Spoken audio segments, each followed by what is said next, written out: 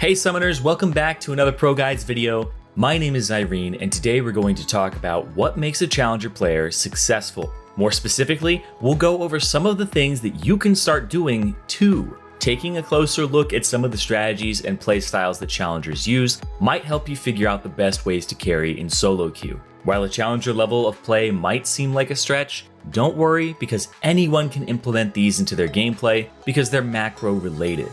Okay, so let's jump right into the list. One of the biggest differences between Challenger and other ranks is the emphasis placed on vision. While some players don't even use their trinket ward in gold, Challengers try to get the most efficient wards possible. This means getting vision deep in the enemy jungle when ahead, and shallow in your own jungle when behind.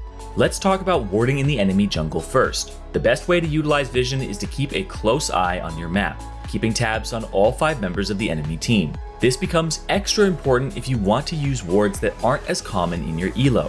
For example, let's say that you managed to kill the enemy jungle and bot lane after a 3v3 fight broke out over Dragon. After you've secured Dragon, there's about 15 seconds left before you need to recall and buy. Instead of wasting that extra time, walk into the enemy bot side jungle and ward one of their camps. Before we get too far ahead though, our question of the day is, what rank are you aiming for in Season 11? With the removal of promos in between divisions, I think that we'll have a much easier time getting to our true elo. Now, back into the video.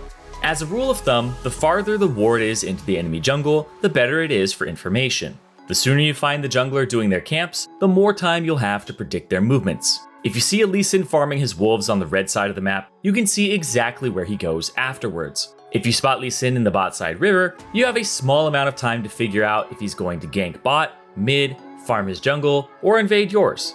Warding shallow in your jungle is what you do when you're the team on the back foot. Good players will heavily punish you for mindlessly running around the map, which means the safe side of the map will get smaller as you lose turrets and objectives. When this is happening, try to draw an imaginary line in your head that connects the outer line of turrets that are standing. If you've lost all of your outer turrets, your line of safety in the jungle is now right before you reach your camps. This makes your next goal to secure vision in your own jungle so that you can safely farm camps. If you're really behind, your wards should cover as much essential space as possible. Make sure you communicate with your team to move together and ward the jungle safely.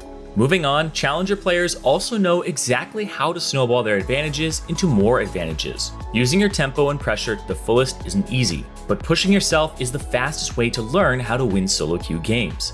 Snowballing is basically abusing the weakest link on the enemy team. Once someone is behind, no matter what champion or which side of the map, you want to use your lead directly against the place that's struggling. If you've just successfully dove the enemy top laner, look to invade the top side jungle for a bigger advantage. Speaking of dives, repeat ganks are a great way to snowball an advantage without having to think too much. This isn't always the most optimal strategy, especially when you're facing better players, but you can take over a game by snowballing one side of the map. If you're a laner, focus on denying your opponent as much as possible. If you're struggling with pushing your lead, our coaches over at ProGuides.com can help you get better. Maximizing your advantages takes time, and it can be hard if you don't know exactly what you're doing. Luckily, our high elo staff will take the time to explain any concepts you need them to, from top to bot lane.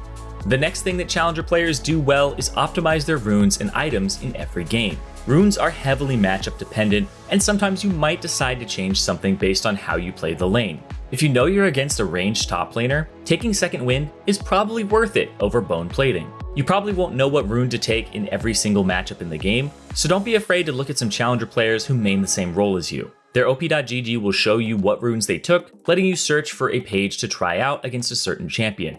While your runes are preset, the way that you build your items is a lot more dynamic. Challenger players make adjustments on the fly, adapting to the current game state and making sure to optimize efficiently. Your core items probably won't change, but the order that you build them in will change as you throw in tech items. These are items that help solve a specific problem, like QSS for crowd control or stopwatch for burst and baiting. Deciding when you want to build one of these items is directly related to the flow of the game that you're in. If the enemy Malzahar is super fed, some players buy a QSS before they even finish their first item. While situational item components delay builds, some items totally change the way that you should build your champion. For example, Yasuo is a champion that requires a certain threshold in order to achieve maximum power. Not only do you want 50% bonus crit chance, you need to make sure that your Q cooldown is lowered with enough attack speed. Wit's End is a great choice when you want to get magic resistance without sacrificing your damage. However, if you build the rest of your standard item build, you'll overcap on your attack speed and end up wasting your gold. If you need to buy Merc Treads one game, you'll want to get the extra attack speed from somewhere else. At the highest level, every second counts in the game, including the first minute and a half before minions spawn. Some matches are decided based on this time, especially in solo queue. The worst thing that you can do is go AFK at the start of a game. One thing that you need to try is invading the enemy jungle before minions spawn. This is something that challenger players are always watching out for, making sure to not get caught slacking. There are two major reasons to do an early invade: information and kills. Invading for kills is great for getting an advantage and tilting your opponent. The best way to do this is by grouping up with your entire team before entering the jungle. This increases the chances of a kill and gives you the advantage when it comes to getting the jump on your opponent. Before you group, try and ping the path that you want your team to follow. We don't need to go into detail about the best paths, just try and have a plan for entering. Once you've found someone, you'll almost always get a summoner spell. If you run into more than one champion, make sure you spam ping the target so everyone focuses the same guy. When you're invading for vision, you don't really need your whole team unless you're afraid of a stack. Challenger junglers love to ward the enemy raptors, so they can see when their opponent crosses in or out of the red side jungle. The next challenger topic that we'll talk about is trading objectives. This is something that you hear casters talking about when you watch Professional League. Trading objectives is just what it sounds like. Your team gets one thing, the enemy gets the other. There are good trades and there are bad trades. And there are horrible trades. A good trade for one team is always a bad trade for the other team. For example, if your team secured Baron while the other team got their first dragon of the game, this is a good trade for your team, while this is also a bad trade for the enemy team. They still got something. Something is always going to be better than nothing, and finding objectives to trade is essential if you want to come back from a losing game. Let's use the same example, but turn it into an awful trade. Let's say that you just killed the enemy jungler, giving your team a major advantage for securing Baron. If the enemy team comes over to contest, a challenger team will stop doing Baron, kill the enemy team, and then do Baron. They'll probably get Dragon too, since everyone else is dead. One team got two objectives, gold, experience, and tempo, while the other team got nothing. While the effectiveness of a trade can be debated, like trading Baron for an inhibitor, the idea of trading is what you want to focus on. The next time that you know that you've lost an objective, try and shot call your team towards the other side of the map. Don't just autopilot to the same objective. As you start to climb the ranks, you'll end up getting your main role less often. This is why challenger players need to have a decent grasp on their secondary role if they want to climb the ladder. Dodges work for a few games, but eventually you won't be able to dodge without losing a bunch of LP. Even if you get your role all the time, I can promise that this isn't the case later on. There aren't that many players at the highest elo in the game, so it's hard for matchmaking to give everyone their main role. We highly suggest you take a bit of time and round out your champion pool if you haven't already. Being able to play one or two champions in your off role will help you avoid dodging. It'll also help you understand another position in the game, making you a better player in general. There are challenger players who excel at multiple roles, coming from solid game knowledge and knowing the meta. The last thing that I want to talk about is predicting the movement of players in the game. And we're not talking about dodging skill shots. Challenger players keep track of the 9 other players in the game, sometimes even more than themselves. This way, you'll have the best idea of where everyone will be at what time.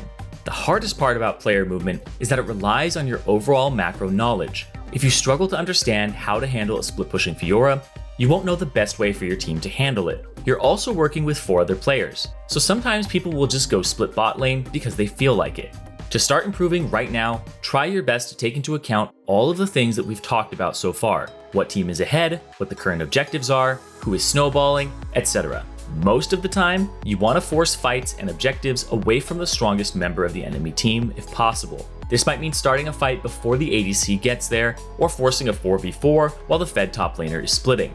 And that'll wrap up the 7 things that challengers do that you want to start working on too. There's so many things that you can fine-tune while building your mechanics, so get started as soon as you can. Thanks so much for watching, stay safe, and happy holidays.